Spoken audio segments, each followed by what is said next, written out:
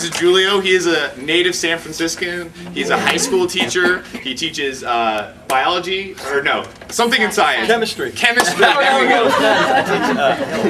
Humanities. Health and humanities, wonderful, love it. Love it. He's at a school that does all types of alternative testings called June Jordan School for Equality. I guess I was brought in to speak about, at my high school, June Jordan High School, we do a very different system of assessment called portfolios.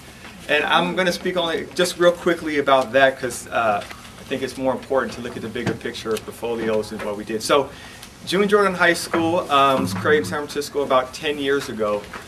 And it used to be Burbank is the southeast side of town where test scores have always been bad.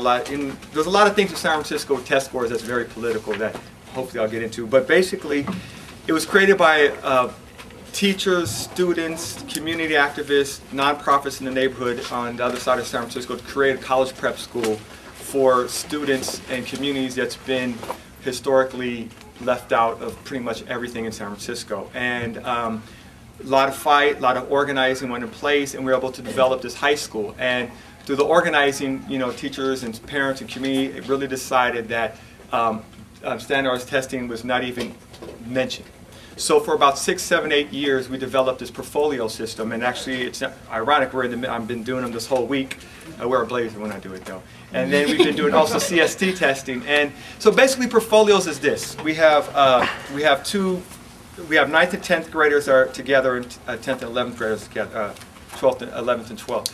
So to move as a 10th grader onto SI, would be 11th and 12th graders, you have to present your four pieces of work. So that'd be a literary analysis, that'd be like your English, your writing, an original research, which would be like more your history focus, math and science. And so you pick your best one, you have your slideshow, you present on it, you defend on it, you have a panel with parents, with other peers, 9th, 10th graders, 12th graders, and 2 other teachers who read your work, and you present on that at the end of, and that's more of the assessment or the rites of passage to move on to the next grade. And then the 12th graders do the same thing as they move on. Now, the school I'm at, June Jordan, right now, it's pretty much in the forefront of a lot of the small schools here in the Bay Area, and a lot of people know about it and things that we've done. And so there's a guy who actually is from New York. He is a teacher assistant at our school. He's trying to apply for a job. He came back, and he was talking, damn, everyone talks about it, June Jordan coming back to school. I want to work here again, yada, yada. And I think a lot of what I will say for the portfolios are not being with the chain around your ankle with the standardized testing is it allows teachers to become better teachers, allows them to be teachers, because we're not living in fear. We're not in competition with each other. It's not one classroom closed down and I'm going to get my test scores up to show this principal that I'm doing it to keep my job, and I'm not going to, it's an open door. And I think what's really important to talk about the standardized testing is the competition and individualism that I think talked about. That does fester within the schools, that does fester with parents, what does fester within neighborhoods, and eventually into students. And it becomes a fear. It becomes a fear that students have, and they become competitive with each other, and then schools become competitive with the next one, and it all becomes that, and it does become political. And how do you measure? So it's all become, what's a good school? Well, let's look at the data. So I think that's just kind of what we've done. And now the social justice piece, there is no way you could do social justice, I believe, in a school that's being dominated by test scores. Like, how do you measure a kid's understanding of liberation through A, B, C, and D? How do you talk about gender or race or sexuality in a standardized test? It's impossible. You can't, like, okay, a woman likes a woman. Is that gay? Is that bisexual? Is that transgender? Oh, you got it. You can't do these things. The more important things that we're trying to talk about. So we've been in a struggle with it. And our school, we've had political fights that we've had to fight in the school district. But what has made our school a success, and behind Lowell High School, we have the second highest rates of kids going on to college after any school. And if you know anything about Lowell, it's been the very elite but misguided understanding what education is in San Francisco. And I know teachers that teach there, and you can tell the kids to bark like a dog for A, and they will do it. It's that crazy, and it's all about testing, and that's all it is. And so we're right behind it. And a lot of that is because, but a lot of it is because we're getting kids and now I teach all the ninth graders, we're getting ninth graders who've been so done in, and it's 85% Black and Latino, though changing. And now you have more like alternative white parents who are actually sending their kids over there because it says, this is the type of education I want that would cost me $45,000 somewhere else. And our Asian students are becoming very radicalized in the process as well.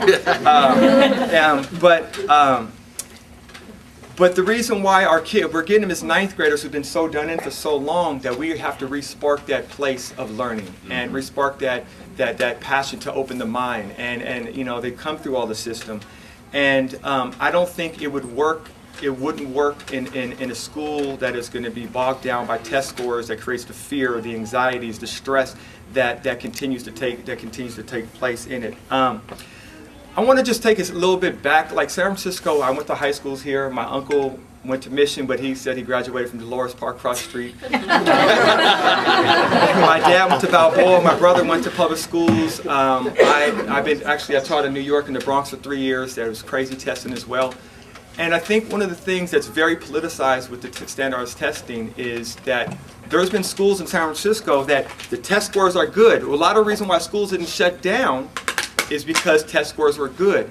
You talk to teachers who know inside, and it's a very interesting to talk about, but Chinese, in generalized overall, have done very good. Chinese communities have done very good on test scores. So schools have looked like the test scores have been doing good, but Black and Latino students have been failing miserably in these schools for a long, long time.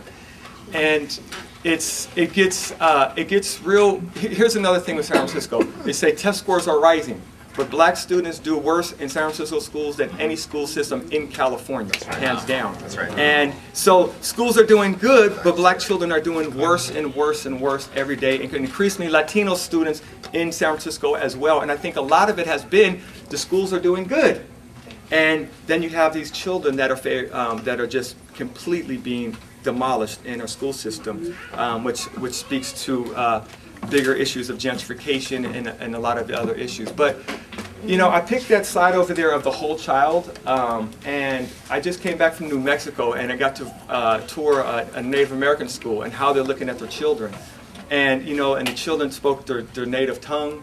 And what they're looking at their children is the holistic picture of the emotional, the spiritual, the academic, and the physical health of our kids. And not only, I mean, it's impossible to do that. It's absolutely impossible to the schools that we're doing to look at it there. But I think the bigger argument that we have to look at is when parents internalize and believe that a school is good because of test scores. And so parents will look, that's a good school because they have high test scores. And it's something that I think the broader public is going to have to look at it. Teachers in the trenches know, but I think it's the conversation has to go back out into the public of what do we believe education is? What do we look as a standard, or what is something we want our kids to believe in? And I think it's almost impossible under the current state of the market economy, or you know, even under capitalism, because it's a competition. And for my own sisters, my own brothers that have their kids in school, they want to send their kids. They say, hey, it's got to be a high test score because they want to get their kids into college.